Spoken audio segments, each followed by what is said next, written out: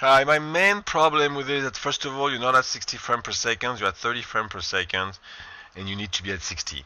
So you need to redo that right here. And the second problem for me, it looks real good actually. So you see how different it is now because of that. If I speed it up, so you need to do that obviously. So I'll go back to 30, save that, and let's play it.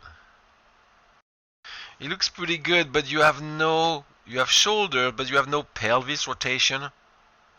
Alright, right here, it should be rotating. Alright, or you would fail, you know what I'm saying? You need to rotate more your body, you know what I'm saying, to follow what's going on. Same thing for the head. The head needs to go up and down more. Alright? Up when you're pushing up and down when you're falling down. Alright? And you're walking too much like an old man. See, look, it's always. See, it's never extended really. You need to extend it more. You need to extend those pushing legs more. That one right here more. It needs to extend more. You see, it stays crouched too much.